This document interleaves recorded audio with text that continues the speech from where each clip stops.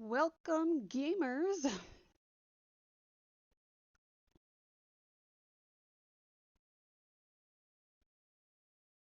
Gonna have issues with the captions already, huh? Thank you. Welcome, gamers. I am MonriaTitans, the host of the Weekend Game Show, where I educate on and discuss different aspects of game development to show why video games can take years to make to prevent another Cyberpunk 2077 launch scenario. And one of the ways I do this is with the Let's Read Some Shit videos, where I read aloud portions, emphasis on portions for DMCA and copyright reasons of a couple of books regarding video games, their creation, their impact on the world, to show the legitimacy, I can talk, legitimacy of video games as an artistic medium, and or whatever I feel like reading at the time. In addition, I also hope to promote literacy as a whole. I also provide artist shoutouts to human artists to combat AI art theft. All of them can be seen on the Become Empowered Instagram, all one word, one E in the middle. All rights reserved by the artist. Hashtag create, don't scrape. If this is something you're interested in, then you can find the other videos on my YouTube channel under the handle at MonriaTitans. I'm gonna spell it because Captions never gets it right. Monria. And also on Buy Me a Coffee, where educational quotes regarding video games and literacy are shared. If you tip through Buy Me a Coffee, 15% of the proceeds minimum go to Kids Need to Read, whose mission is to help children discover the joy of reading and the power of a literate mind. Speaking of artist shoutouts, today is Monday, so I have one. Ta-da! Ta-da! Thank you. So today we have Roxanne Lapa. I hope I said that right. Please, please, I hope I said that right. And today's artist shout out is inspired by Oxford English Dictionary's word of the day, ease. Easse. And basically it means earthworm. So I went and I found an earthworm. Easy peasy. So they have an Instagram. I found this piece on ArtStation and I really love the look of their card. It has lots of stuff on it. They have a YouTube channel as well. I'm really impressed with what they've got. Do go please check them out. Don't forget to give them a follow. Look at all their links and things. And now we're going to get down to business. So, these tend to go about an hour-ish, can be longer, and they go as follows. I read the summary on the back of the book. If applicable, they better be. They need to be bringing that back. 2, read the foreword and preface if applicable. If there is no introduction, read a part of the first chapter. Now, whether or not I read the introduction is really dependent upon how long it takes me to read the foreword and the preface, if applicable. Now, I do have a couple of quick gripes about the first book, because today I will be reading portions of the Norton Anthology of American Literature by Norton. And Book number 2, Beginner's Guide to Creating Characters in Blender, because maybe if I read it aloud for you, it'll get off the never-ending reading list. And if you don't know what that is, it's because I don't promote it enough. Anyway, I'll be reading those for educational purposes, but again, I'll only be reading portions for DMCA and copyright reasons. So I have 2 real quick gripes about the Norton Anthology. This is the Norton Anthology of American Literature, shorter 7th edition. Shorter. The damn thing is almost 3,000 pages long. What's the actual edition then? Or am I reading too much into shorter? Here's gripe number 1. Gripe number 2, what the fuck is Christopher Columbus doing in here when he never fucking set foot in America? Other than that, shorter. Anyway, reading the summary on the back. Read by millions of students over 6 editions, the Norton Anthology of American Literature remains the best-selling undergraduate survey of American literature. Now available in flexible 1 or 2 volume versions, this shorter 7th edition, the most extensive revision ever, features 23 new and diverse authors, 16 complete longer texts, 6 new contextual clusters, and 40 new color plates. Under Nina Baim, general editor, the section editors, 3 new to this edition, have considered afresh all selections and apparatus to make the anthology an even better teaching tool. Is that why it's almost 3,000 pages long? Teaching tool. Shorter. I'm never going to get over that. So this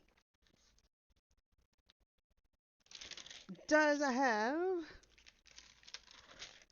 a preface to the shorter 7th edition, acknowledgments. I didn't look to see how long those were. They might be why I don't read the introduction. Now, for those of you who are curious, or may be looking for a reason to read this, there is, on page 17, the Iroquois creation story, which I saw that and immediately went, ew.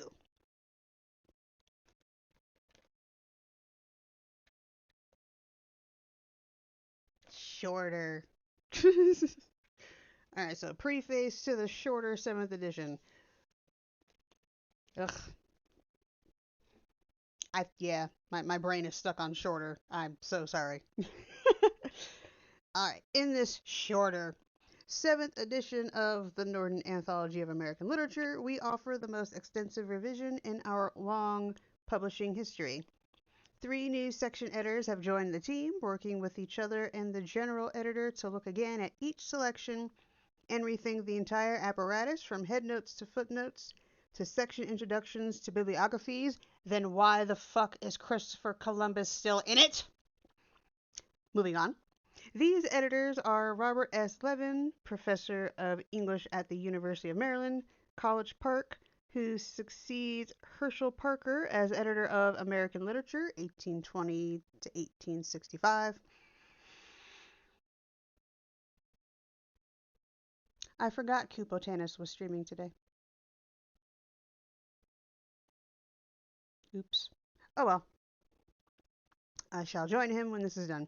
Jean Campbell Reisman, Ashbel Smith Professor of English at the University of Texas. That's why. Texas at San Antonio, who succeeds Ronald Gottesman as editor of American Literature, 1865 to 1914.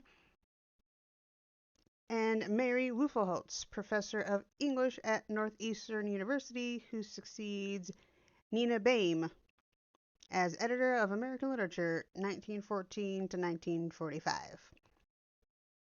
Each editor, new or continuing, is a well-known expert in the relevant field or period and had ultimate responsibility for his or her section of the anthology, but we have all worked together closely from first to last.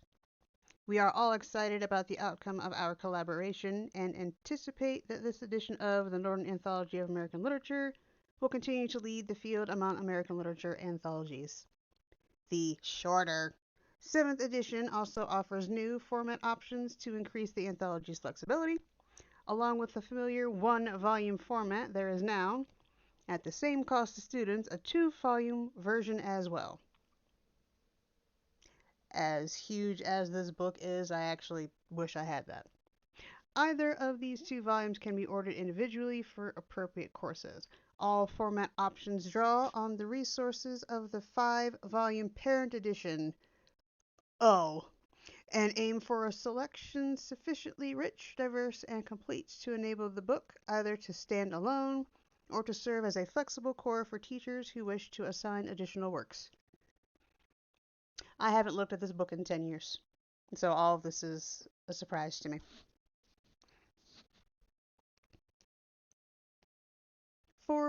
And I've kept it this entire 10 years, which I find I'm amused.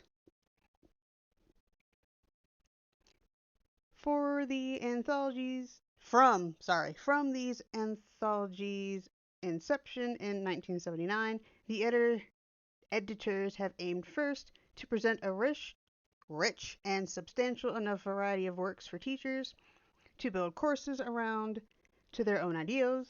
Thus, there are more authors and more selections than an instructor will use in any one course. Second, to make the anthology self-sufficient by featuring many works in their entirety, along with extensive selections for individual authors. And third, to balance traditional interests with developing critical concerns. Really? Developing critical concerns in a way that points to a coherent literary history. As early as 1979, we anthologized work by Anne Bradstreet, Sarah Kemble Knight, Phyllis Wheatley, Margaret Fuller, Frederick Douglass, Kate Chopin, and other writers who were not yet part of a standard canon. Crinkle in the page. Yet we never shortchanged writers like Franklin, Emerson, Whitman, Hawthorne, Melville, Dickinson, Hemingway, Fitzgerald, or Faulkner, whose work students expected to read in their American literature courses and whom teachers then and now would not think of doing without. I remember now why I didn't really touch this book. The pages are so thin because it's over 3,000 pages. Not over, because it's almost 3,000 pages, and I was scared of ripping it.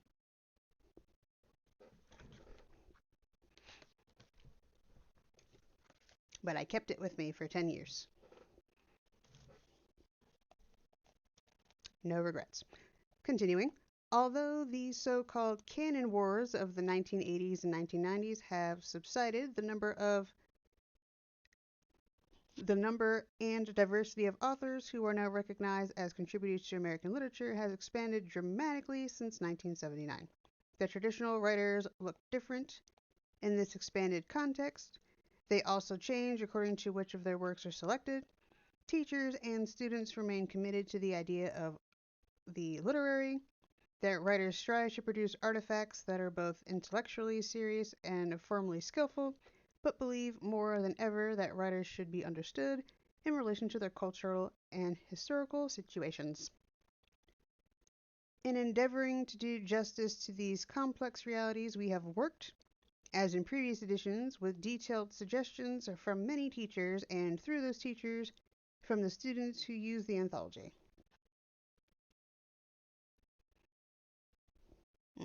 Thanks to questionnaires, comment cards, face-to-face discussions, letters, and email communications, we have been able to hear and listen to those for whom this book is intended.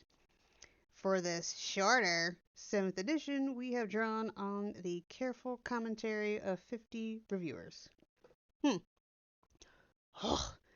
this shorter edition, we have added 23 writers in depth. Then how is it? Nope. Without sacrificing widely assigned writers, many of whose selections have been reconsidered, reselected, and expanded. Our aim is always to provide extensive enough selections to do the writers justice, including complete works whenever possible. Two new major works, Frederick Douglass's Narrative of the Life and Arthur Miller's Death of a Salesman, join such widely assigned works as Melville's Benito Sereno and Bartleby the Scrivener. Bartleby the Scrivener.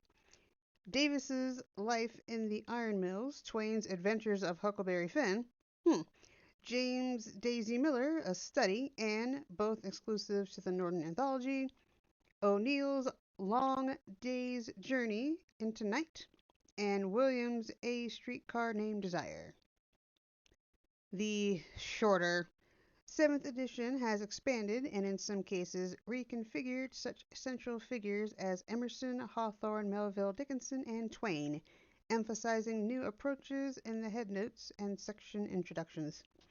There are more women writers and writers of diverse ethnic, racial, and regional origins, African Americans, Native Americans, Latinas, OS, and Asian Americans, whose critically acclaimed works have contributed to the American literary record.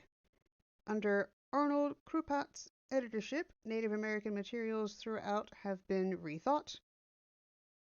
Two new clusters described below enable teachers to mesh early Native American writing and oratory with a course syllabus, or, should they prefer, to focus on these selections as a freestanding unit leading toward the moment after 1945, when Native writers fully entered the mainstream of literary activity.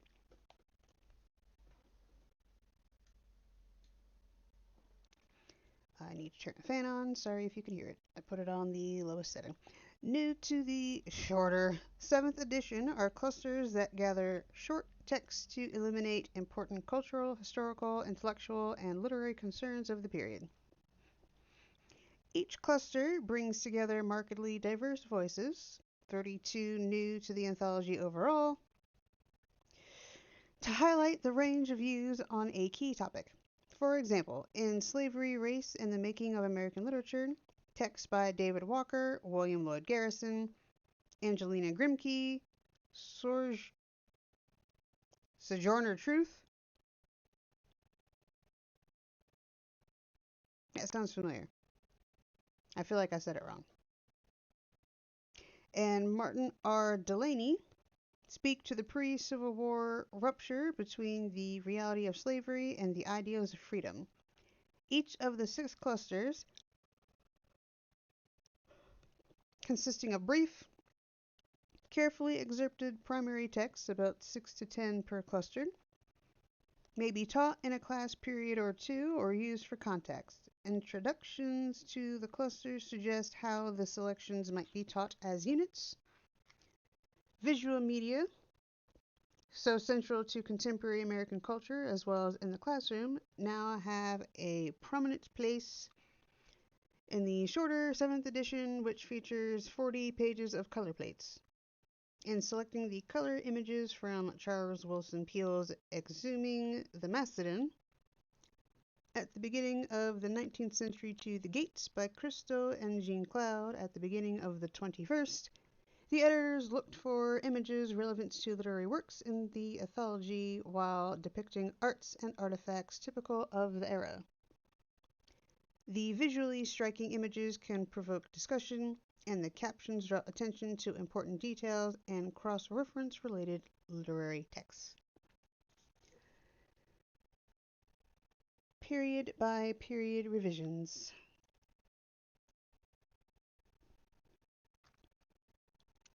Beginnings to 1700, edited by Wayne Franklin, continues to feature narratives by a range of early European explorers of the North American continent and adds Thomas Harriot, Roger Williams, Edward Taylor's much requested, Meditation 150, and Cotton Mather, new selections from Wonders of the Invisible World. The selections not only point to the religious and territorial aspirations of the Anglo settlers, but show how deeply these aspirations were combined, giving students a fuller sense of the conflicts that were to ensue when Europeans, who saw the North American continent as a new world, waiting for their activities, encountered indigenous peoples with their long-standing ways of life. In American literature, 1700 to 1820, edited by Philip Gura, we distinguish the 18th century as a period of literary consolidation and development that parallels the establishment of the United States as a nation and manifests the influence of secular Enlightenment ideals. I don't know how I feel about that sentence. We also point to the emergence in this atmosphere of women writers energized by patriotic ideals and a belief in gender equality. Good. Newly added are selections by Sarah Kimball Knight, John Woolman, John and Abigail Adams, and Judith Sargent Murray, as well as 2 Federalist papers. The cluster, Women's Poetry from Manuscript to Print, features 6 poets, among them Mercy Otis Warren, Sarah Wentworth Morton, and Inez Baldinot Stockton, whose work contributed to the civil and political discourse of the early republic. A cluster prepared by Arnold Krupat, Native Americans, Contact and Conflict, highlights speeches and accounts by Pontiac, Sampson Occam, Chief Logan, as cited by Thomas Jefferson, Red Jacket, and Tecumseh, that underscore the pattern of initial friendly contact mutating into violent conflict between Native Americans and whites. We should really be saying peach.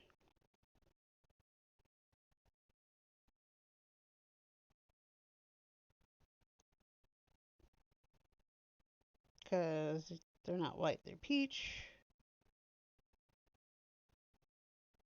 I really need to turn off notifications when I'm reading. Anyway, sorry about that. In American literature, 1820 to 1865, under the editorship of Robert S. Levin, teachers will still find Emerson's Nature and Whitman's Song of Myself complete, as well as novellas by Melville, Davis's Life in the Iron Mills, and other indispensable works, but cognizant of the important role played by African American writers in the period and the omnipresence of race and slavery as literary and political themes, we have not only added the cluster mentioned above, Slavery, Race, and the Making of American Literature, but also expanded Douglas's section. Yes, with a complete narrative of the life and the powerful speech, What to the Slave is the 4th of July. I have never heard of that. If I remember, I'm going to read it later. And added the major African American writer Francis E.W. Harper.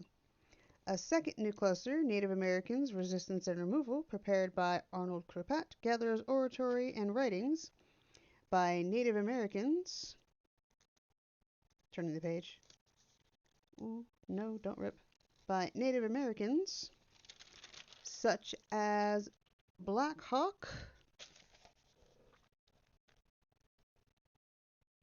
Petal Sharo, Elias Boudinot, and the authors of the Cherokee Memorials, as well as by whites such as Ralph Waldo Emerson, protesting Andrew Jackson's tragic national policy of Indian removal. New prose fiction includes chapters from Cooper's Last of the Mohicans, Poe's The Black Cat, and Elizabeth Drew Sauter's Le Morne versus Houle. At instructors' request, we have increased the representation of poems by Emerson, Longfellow, and Melville. Poetry by Emily Dickinson has been reselected using the newly established text by Franklin. We retain the Johnson numbers in brackets for reference. and now includes a facsimile page from Facility 10.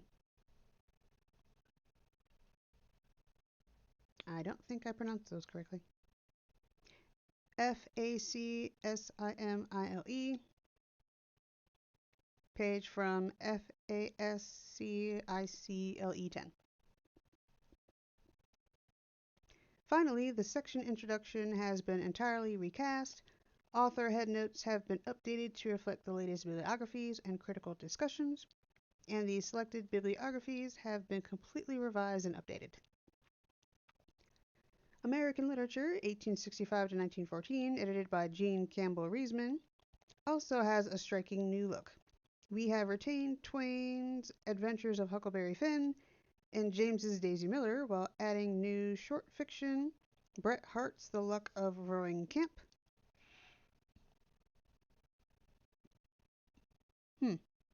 a second story by Charles Chestnut, The Passing of Grandison, Edith Wharton's The Other Two, and Roman Fever. Edith Wharton's The Other Two, and Roman Fever. Suisun Fars in the Land of the Free, and Zitkala Saz, The Soft-Hearted Sioux. Theodore Dreiser is newly represented by chapters from Sister Carrie, new poets Paul Laurence Dunbar and Emma Lazarus, moved from the preceding section to this one, where she belongs chronologically, and new prose writers Sarah Winnemucca and Pauline Hopkins, underscore that writers, male and female, from diverse ethnic, racial, and regional origins, enter the literary field to represent the American scene in the late 19th century. Finally, two clusters take up important political and literary disputes from the era. Debates over Americanization explores the increasingly multicultural character of the American people, with writers across the ethnic range asking whether there was or should be a single national identity attainable by immigrants from all over Europe, Native Americans in the path of manifest destiny, African Americans after the Civil War, and even those from neighboring countries on the continent. There are texts by Frederick Jackson Turner, Theodore Roosevelt, Jose Marti, Charles W. Chestnut, Jane Addams, and Anna Julia Cooper. Literary movements attuned to the new diversity of the American population are considered in the cluster realism and naturalism, where selected critical writings by William Dean Howells, Henry James, Frank Norris, Theodore Dreiser, or is it Dreiser? Theodore Dreiser? And Jack London illuminate the turn to realism and naturalism as styles developed to represent the complicated social and occupational scene of late 19th century America. In American literature, 1914 and 1945, Mary Loeffelholtz expands the offering of complete longer works, among them O'Neill's Long Day's Journey into Night and Hemingway's The Snows of Kilimanjaro, with Hands from Sherwood Anderson's Winesbury, Ohio, and The Leader of the People by John Steinbeck, restored by instructor's request. The poets Mina Loy and Sterling A. Brown appear for the first time, and selections by Ezra Pound, H.D., Marion Moore, Hart Crane, E.E. Cummings, and Langston Hughes are reconsidered, encouraging students and teachers to contemplate the interrelation of modernist aesthetics with ethnic, regional, and popular writing. And popular writing.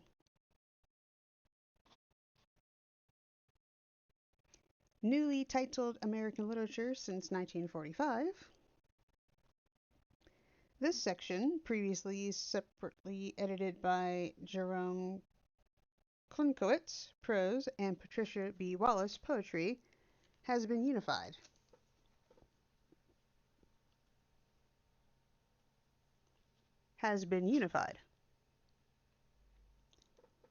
producing a richer representation of the period's literary activity and a more accurate presentation of the writers themselves, many of whom write in multiple genres. The collaboratively rewritten period introduction and headnotes provide a more nuanced, vital picture of the post-war literary scene and individual writers' contributions to it. This section continues to feature the complete text of Tennessee Williams' A Streetcar Named Desire, exclusive to this anthology, and Allen Ginsberg's Howl, and adds Arthur Miller's Death of a Salesman. Poets Lucille Clifton and Yusef Komuniaka?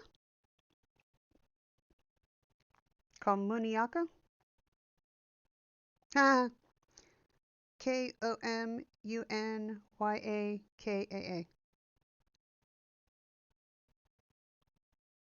are new to this edition, as are several poems by Theodore Roethke, John Berryman, Adrian Rich, Rita Dove, and Louis Erdrich. Prose fiction has been enriched with short stories by newly added authors Julia Alvarez, Sherman Alexie, and Jhumpa Lahiri, and new selections by Sandra Cisneros. We also introduced teachable standalone segments from important novels by Saul Bellows, The Adventures of Augie March, and Jack Kerouac, Big Sur. I'm going to spell the last name, Kerouac. Big Sur. Right. Additional resources from the publishers. By the way, we are still in the preface. To give instructors even more flexibility, the publisher is offering a Norton Critical Edition, any one from the full list of 180, to be packaged with any volume of the shorter 7th edition for free. This includes such frequently assigned novels as Harriet Beecher Stowe's Uncle Tom's Cabin, Herman Melville's Moby Dick, Edith Wharton's The House of Mirth, and William Faulkner's The Sound and the Fury. Each Norton Critical Edition contains an authoritative, annotated text accompanied by rich contextual and critical materials prepared by an excerpt.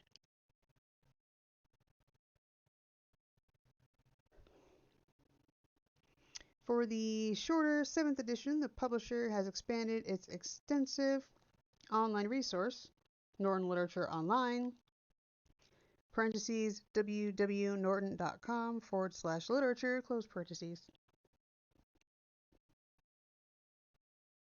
Ha!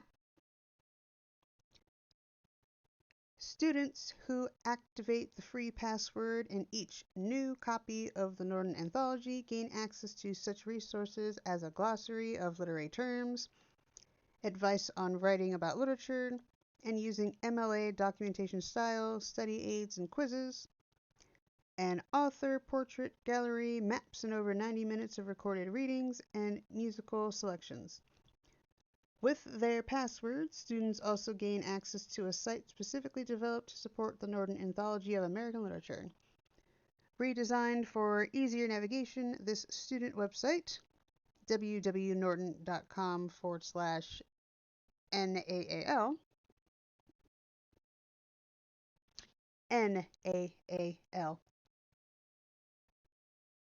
prepared by Bruce Michelson, offers timelines, outlines of the period introductions, over 400 annotated links, author resource pages for 160 writers in the anthology, searchable explorations that provide questions and research products,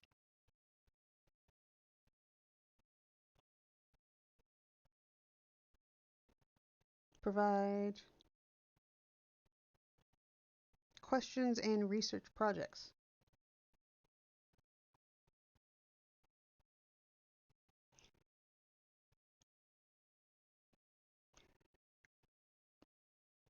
Okay, so going backwards, since it stopped at author resource pages, for 160 writers,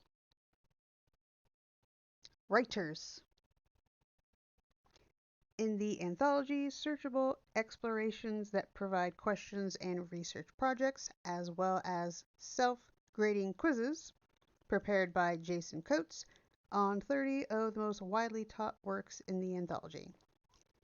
Teaching with the Norton Anthology of American Literature, a guide for instructors, has been expanded and updated by Bruce Michelson. This much praised guide offers extensive suggestions for all aspects of a course, from planning the syllabus to preparing exams. The guide entries suggest approaches to each author and feature questions for starting class discussion. Finally, the Norton Resource Library, www.norton.com/NRL, NRL, offers PDF files of the guide and student website content, as well as a webct/Blackboard course pack featuring tests and quizzes for the period introductions and individual works, lecture outlines, maps, and timelines, among other resources. Instructors who adopt the Norton Anthology of American Literature have access to an extensive array of films and videos. In addition to videos of the plays by O'Neill, Williams, and Miller, included in the anthology, segments of the award-winning video series American Passages, a literary survey, are available without charge on orders of specified quantities of the Norton Anthology. Funded by Annenberg/CPG, produced by Oregon Public Broadcasting, and developed with the Norton Anthology as its exclusive companion anthology. The American Passages series covers one literary movement or period by exploring two or three authors in depth. A website, learner.org/Ameripass. Close. AMERPASS. Instructor's Guide and Student Guide are also available. For information about the videos, contact your Norton representative. Editorial procedures. Last section. As in past editions, editorial features, period introductions, headnotes, and annotations are designed to be concise yet full and to give students useful information without imposing an interpretation. All apparatus has been updated in response to new scholarship and new ways of thinking about the literature of the United States. Period introductions have been entirely or substantially rewritten, as have dozens of headnotes. The selected bibliographies have been updated and augmented with new general resources. Bibliographies. Categorized by reference works, histories, and literary criticism for each period. The shorter 7th edition retains two editorial features that help students place their reading in historical and cultural context. A text context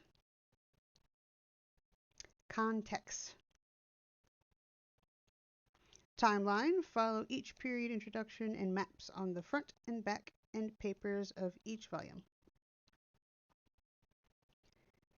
Our policy has been to reprint each text in the form that accords, as far as it is possible to determine, to the author's own preferences.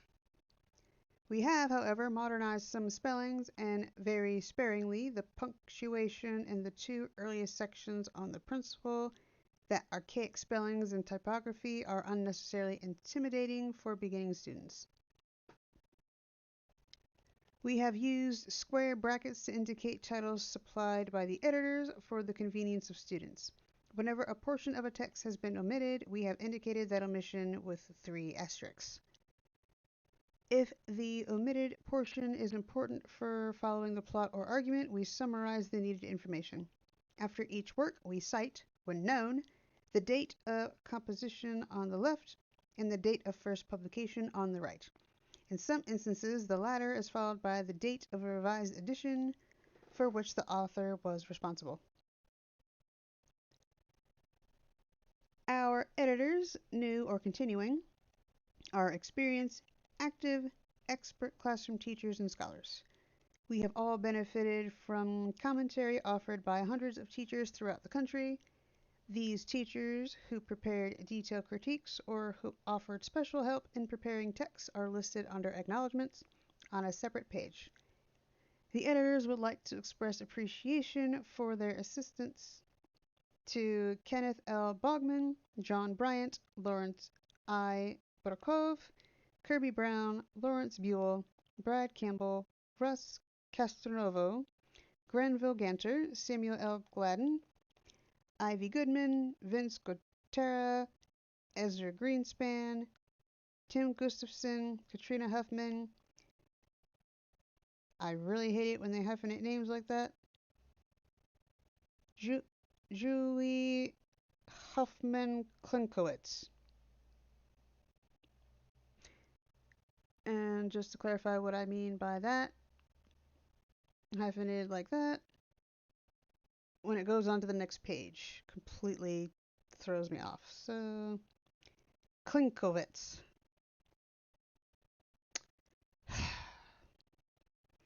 Klinkowitz. Julie Husband, Daniel Heath Justice, Caroline Karcher, or is it Carolyn? It's the latter. Virginia Kennedy, Judith Kaczynski. Close enough. Maurice Lee, David Way Lee, Joseph R.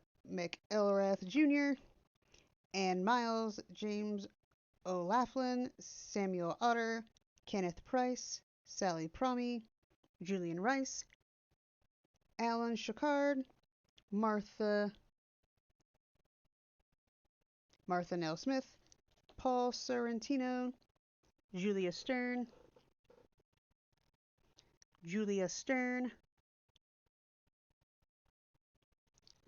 Jess Swan, John Swope, Heidi Shira Tenenbaum, Karen Tracy, Jenny Wang, Jenny Wang,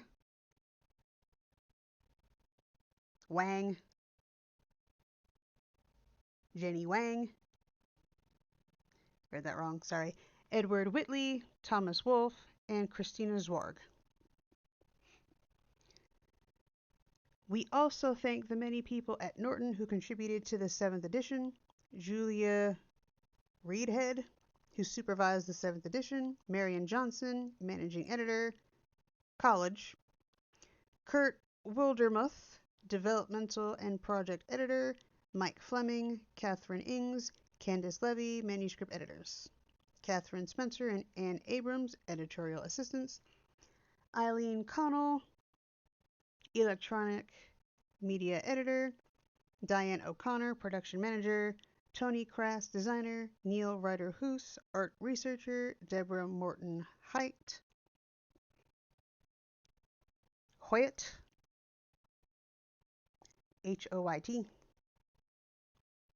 Art director Nancy Rodwin, permissions manager, and Margaret Gorenstein, who cleared permissions. We also wish to acknowledge our debt to the late George P. Brockway, former president and chairman at Norton, who invented this anthology, and to M.H. Abrams, Norton's advisor on English texts.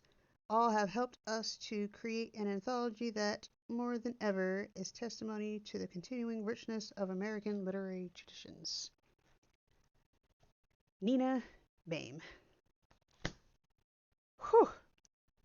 Well, seeing as how we are 44, almost 45 minutes into this video, I'm gonna move on to Beginner's Guide to Creating Characters in Blender.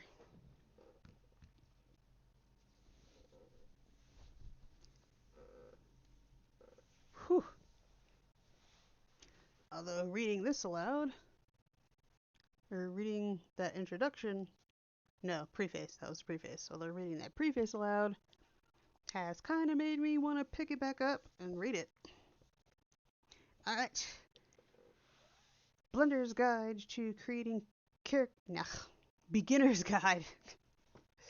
Oh, I'm tired. And all I did was read aloud. I should do this more often. What number is it? Talking about the never-ending reading list. So, Beginner's Guide to Creating Characters in Blender is number 19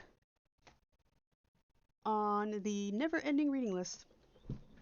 Hopefully this will make me pick the damn thing up. Now, summary. Blender is the world's premier open source 3D software created by the best digital artists around the globe. And as the software is free, all you need to get started is a copy of this book. Inside,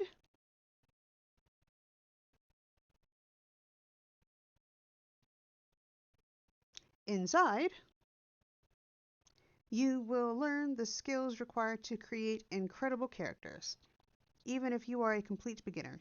Step-by-step projects alongside an expansive introduction written in part by Blender Foundation certified trainer Pierre Picault. I'll spell it. P-I-E-R-R-I-C-K.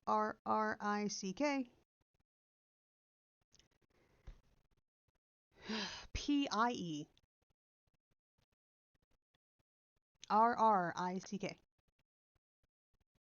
Thank you. P-I-C-A-U-T. P-I-C. Thank you. We'll walk you through the creation of multiple characters. This book offers all the information you need as you begin your journey into 3D character creation.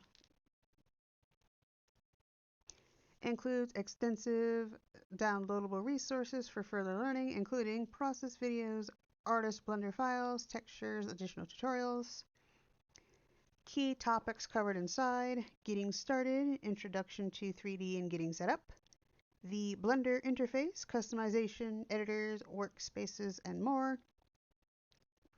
Modeling, objects, modifiers, and topography, sculpting, brushes, resolution, and retopology. Retopology.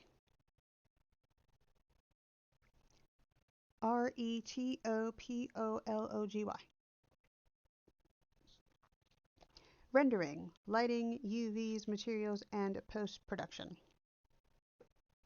Also, one tree planted for every book sold. One tree.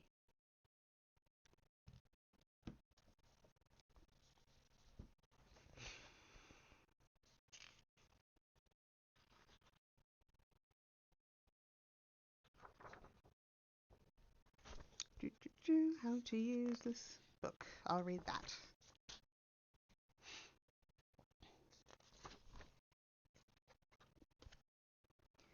Okay.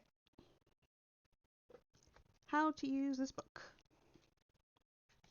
Blender is the world's premier open source 3D software created by some of the best digital artists in the world, and this beginner's guide offers a clear, straightforward route to getting started on your own journey into 3D character creation.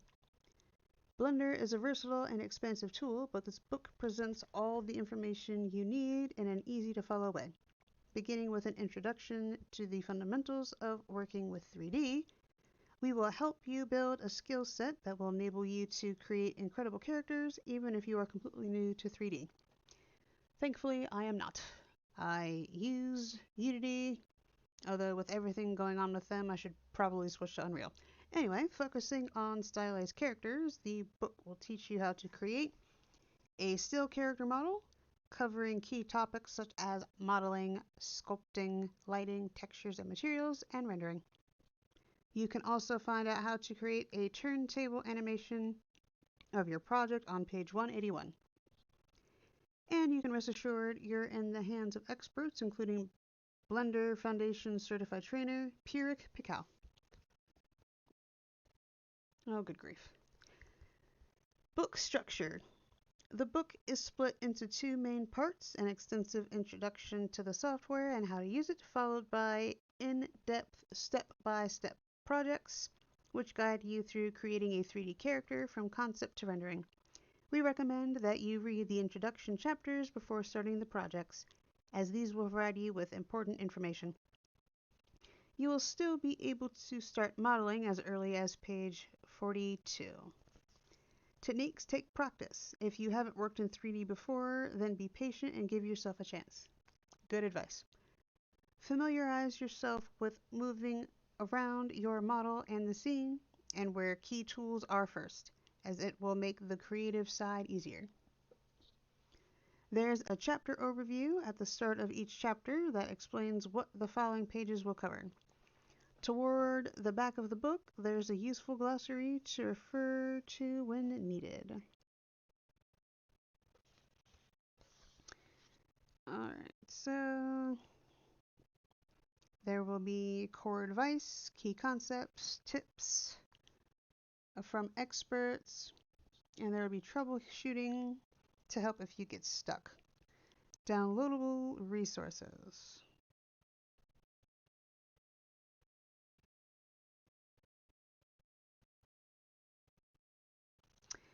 To help you as you learn,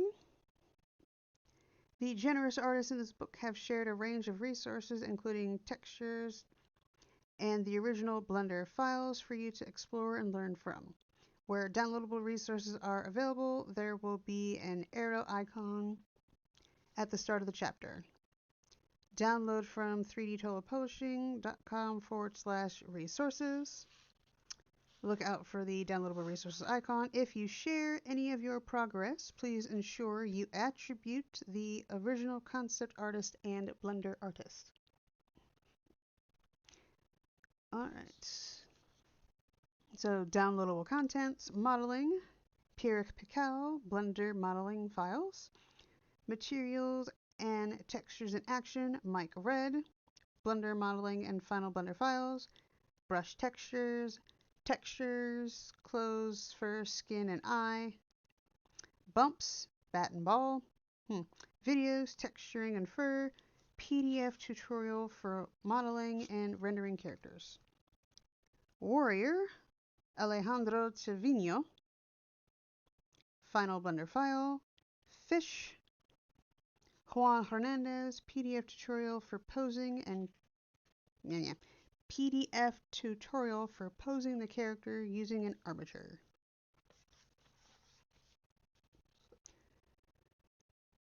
Alright. And I'm going to read part of Getting Started. So, why Blender?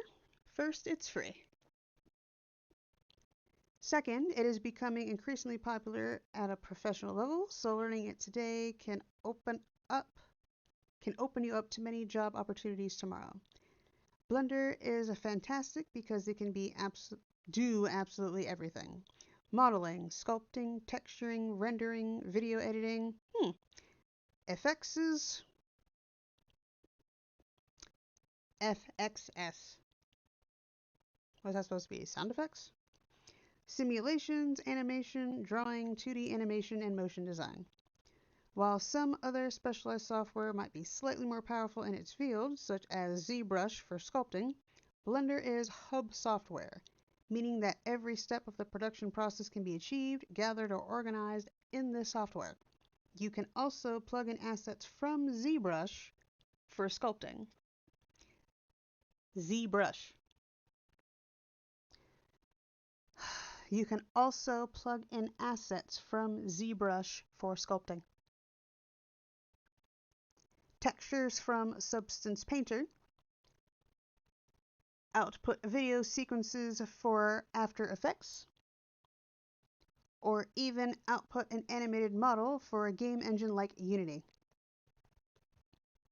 For example, Image01 shows a character that was modeled in Blender, sculpted in ZBrush, prepared for painting in Blender, painted in Substance Painter, shaded, articulated, and animated in Blender, and can be used in a game engine like Unity or Unreal. Well, damn.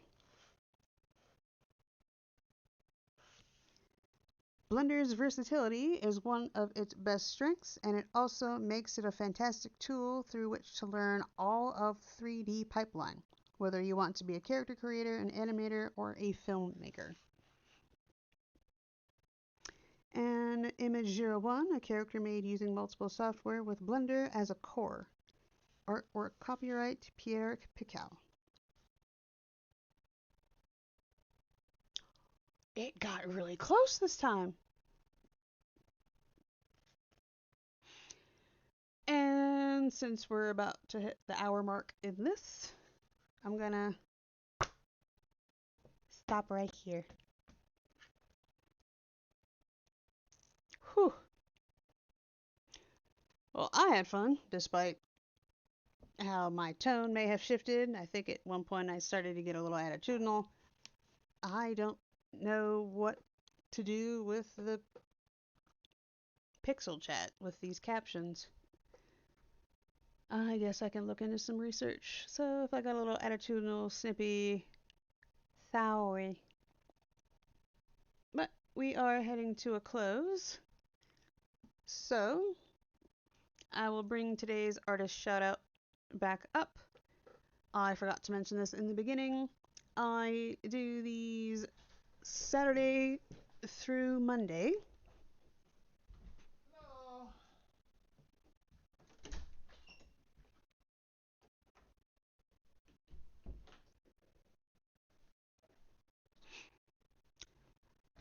Need to end shortly. Anyway, so I do these Saturday through Monday. If you wish to help get these artist shoutouts out to help with the fight against AI art theft, please consider donating to ko-fi.com/artist shoutouts.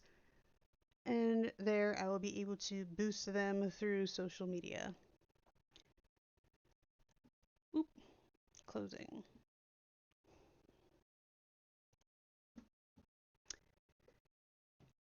And here are all the links and things with which to help out. I forgot to remove that. So if you tip me at ko-fi.com/MonriaTitans/WGS, wow. Because I was just talking about the artist shoutouts. There was a goal. I removed it because I have more important things to be worrying about than my Steam wish list. So I removed that goal. If you wish to support me as an artist, another reason why I'm fighting the art theft, you can support me at ko-fi.com/TitansandRiotArt, and I already talked about the artist shoutouts Ko-fi. I am on the Instagrams and the Twitters. I forgot to fix that.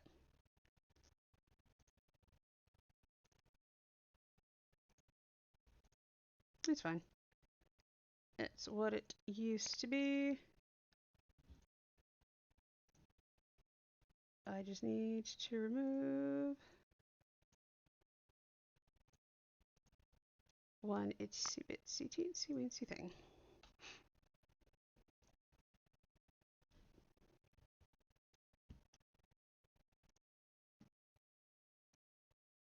You piece. Nope, I'm good.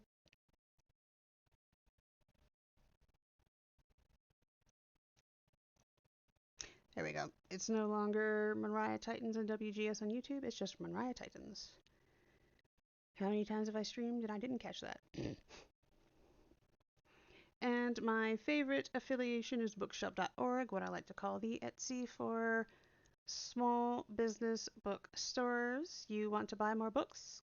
Get away from Amazon, help out the channel. You can achieve 3 skips with a stone by going to bookshop.org/shop/MonriaTitans. here it is again with a bigger view. And now we come to a close. Remember, we are gamers not because we don't have a life, but because we choose to have many, which can also be said of readers.